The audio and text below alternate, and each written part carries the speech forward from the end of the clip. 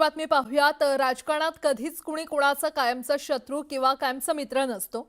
ज्या ठाकरेंचं फडणवीसांसोबत मुख्यमंत्री पदावरून फाटलं, तेच ठाकरे आता फडणवीसांना पंतप्रधान पदावर विराजमान करायला तयार झालेत। आता त्यांना फडणवीसांची काळजी वाटू लागली आहे। फडणवीसांचे पंख छाटण्याचा प्रयत्न सुरू असल्याचा दावा करत त्यांनी त्यांना थेट पंतप्रधान पदाच्या शर्यतीत आणून ठेवलंय। त्यामुळे उद्धव ठाकरेंचं हे विधान खरंच राजकीय हितचिंतकाची भूमिका आहे की भाजपमध्ये नवा संभ्रम निर्माण करण्याची खेळी, हा प्रश्न आहे। पाहूयात। महाराष्ट्राचा माणूस पंतप्रधान पदी जर बसणार असेल तर शिवसेना सोबत का नको राहिला? संघाचा पाठिंबा असलेला माणूस त्या रेसमध्ये येऊच नये म्हणून हे सगळं कारस्थान चालले की काय? त्यांना असं वाटत असेल की मी त्यांचा शत्रू आहे, मी त्यांचा हितचिंतक आहे। राज्याचे माजी मुख्यमंत्री आणि शिवसेना उबाठाचे पक्षप्रमुख उद्धव ठाकरेंनी राज्याचे मुख्यमंत्री देवेंद्र फडणवीस यांच्याविषयी केलेल्या या वक्तव्यावरून नव्या चर्चेला तोंड फुटलंय। शिर्डीत पत्रकार परिषदेत उद्धव ठाकरेंच्या वक्तव्याला गेल्या काही दिवसातील राजकीय घडामोडींची किनार आहे। फुटीर खासदारांच्या मतदारसंघाच्या दौऱ्यादरम्यान उद्धव ठाकरे आणि देवेंद्र फडणवीस यांनी एकाच विमानातून मुंबई ते नागपूर असा प्रवास केला। आमची आणि मुख्यमंत्र्यांची विमानामध्ये उच्चस्तरीय चर्चा। आमच्या कालच्या बैठकीचा वृत्तांत किंवा जे काही ठरलं ते येत्या काही दिवसात कळेल। अशातच यवतमाळमधील जाहीर सभेत बोलताना उद्धव ठाकरेंनी शिंदेच्या शिवसेनेनं राबवलेल्या ऑपरेशन टायगर वरून वेगळाच कयास लावला। म्हटलं गटबाजी आमच्याकडे नाही, गटबाजी आता भाजपात चालले। कारण हे ऑपरेशन टायगर नाहीये, हे ऑपरेशन देवेंद्र फडणवीस आहे। आता शिवराजचं नावच नाही कुठे। म्हणजे जो जो पंतप्रधान पदाच्या शर्यतीत येऊ शकतो त्यांना वेळेमध्ये कापून टाका। तसंच देवेंद्र फडणवीसांचे पंख कापण्याचे प्रकार सुरू झालेले आहेत। पंख छाटण्याच्या उद्धव ठाकरेंच्या दाव्यावरून आजी माजी मुख्यमंत्र्यांमध्ये ही शाब्दिक जुगलबंदी रंगली। मी मनुष्य असल्यामुळे मला पंखच नाही आहेत, ते माझे पंख कोण छाटणार आहे? पण माझ्यासोबत महाराष्ट्रातल्या 14 कोटी लोकांचा आशीर्वाद आहे, माझ्या वरिष्ठांचा आशीर्वाद आहे। त्यामुळे काही काळजी करू नका। उद्योजींच्या सदिच्छा या मी स्वीकारतो। पंख कापा हा मराठीतला शब्द आहे, हा मराठीतला शब्द आहे। मग दुसरं काय कापायचं? पंख नाही तर नाही। म्हणजे मला देवेंद्रला विचारायचं, तुम्ही पक्षी नाही, मला पंखच नाही, बरं पंख नाही कापत मग दुसरं काय कापू? ते सांग, मी वापरतो तसा शब्द। पण हा पंख कापा हा शब्द म्हटल्यानंतर म्हणजे तुम्ही भरारी घेऊ नये अशी ज्यांची एक इच्छा किंवा तयारी आहे, हीच गोष्ट नितीन गडकरींच्या बाबतीत केली होती की नाही, तुम्ही आठवा।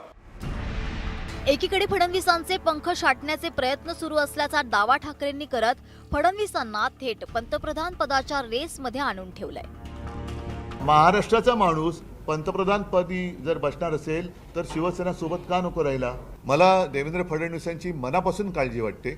म्हणजे हे उगाचच कोणाला वरवरचं वाटेल असं नाहीये। एखादा महाराष्ट्रातला माणूस पंतप्रधान पदाचं स्वप्न पाहत असेल तर त्याच्यामध्ये गैर काही नाहीये।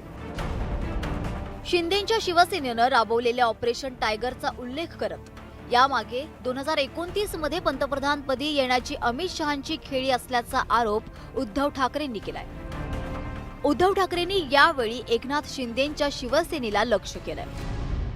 आता सुद्धा मला असं वाटतं की देवेंद्र फडणवीसांना संघाचा पाठिंबा आहे असं माझ्या कानावर आलं, आणि असा पाठिंबा, संघाचा पाठिंबा असलेला माणूस त्या रेसमध्ये येऊच नये म्हणून हे सगळं कारस्थान चालले की काय? आणि त्याच्यामध्ये शहासेना आणि एसएनसी काम करतात की काय, की त्यांची सुपारी घेऊन, कारण त्यांना ती सवय असेल कदाचित, तर ती एक शक्यता नाकारता येत नाही। म्हणून मी चेष्टा मस्करी करत नाही, मला देवेंद्र फडणवीसांच्या करिअरची काळजी वाटते। उद्धव ठाकरेंनी केलेल्या आरोपांचा सत्ताधाऱ्यांनी समाचार घेतलाय। उद्धव ठाकरे हे भाजपात भांडण लावण्याचा प्रयत्न करत असल्याचा आरोप करत भाजप आणि शिवसेनेच्या नेत्यांनी उद्धव ठाकरेंवर निशाणा साधलाय। उद्धवजींनी देवेंद्र फडणवीसच्या भविष्याबद्दल फार काळजी करू नये। उद्धवजींनी त्यांच्या भविष्याची काळजी केली पाहिजे। उद्धवजींनी आदित्यंच्या भविष्याची काळजी केली पाहिजे। आज सर्वच लोक सोडून चालले आहे, थोडं आत्मपरीक्षण करण्याची गरज आहे। तर 2034 पर्यंत त्यांनी महाराष्ट्रात राहावं अशी कार्यकर्त्याची, जनतेची, महाराष्ट्राची इच्छा आहे। आणि त्यामुळे उद्धवजींनी फार काळजी करू नका। प्रधानमंत्री वगैरे फार काही बोलायची गरज नाही. त्यांचं भविष्य जरा त्यांनी बघावं. आपण कशा पद्धतीने देवेंद्रजींच्या विरोधात बोलत होतात आणि देवेंद्रजींबद्दल आता काळजी आहे अशा पद्धतीने आपण जे काय विधानं करताय, तुम्ही देवेंद्रजींची काळजी घेण्याची गरज नाही. देव हा इतरांची काळजी घेत असतो, त्यामुळे देवाभाऊ तुमची काळजी घेतील, तुम्ही त्यांची काळजी घेऊ नका. आणि देवाला नमस्कार करा, आपण देवाची विनवणी करा. आपण आधी का फसवलं याचं सुद्धा कन्फेक्शन तुम्हाला करणं गरजेचं आहे ना. 2019 मध्ये उद्धव ठाकरेंनी भाजपची साथ सोडत काँग्रेस आणि राष्ट्रवादी सोबत मवियाची मोट बांधली. शिवसेनेच्या फुटीनंतर फडणवीसांसह भाजपवर उद्धव ठाकरेंनी टीका केली होती. आता उद्धव ठाकरे फडणवीसांना पंतप्रधान पदावर बसवण्याची इच्छा व्यक्त करतायत. यावर राजकीय वर्तुळाच्या भुवया उंचावल्या. स्थापनेपासून गेल्या 60 वर्षामध्ये वारंवार मराठी बाण्याचा मुद्दा रेटणाऱ्या किंवा मराठी बाणा हाच केंद्रस्थानी असलेल्या शिवसेनेने या परिस्थितीमध्ये, म्हणजे या राजकीय परिस्थितीमध्ये जिथं राज्याच्या पातळीवर एकनाथ शिंदे आणि देवेंद्र फडणवीस यांच्यातली स्पर्धा, तर या स्पर्धेच्या पार्श्वभूमीवरती ठाकरेंनी फडणवीसांना पाठिंबा देणं यात अनैसर्गिक, अकृत म्हणजे असं काही नाही आहे. हे अगदी नैसर्गिक आहे. मराठी माणसाचं कार्ड वापरत फडणवीसांना पंतप्रधान पदासाठी पुढे करण्यामागे उद्धव ठाकरेंची राजकीय हितचिंतक म्हणून खरंच इच्छा आहे की फडणवीसांना राजकीय दृष्ट्या अडचणीत आणण्याची ठाकरेंची ही खेळी तर नाही ना, असा प्रश्न आता उपस्थित होतो.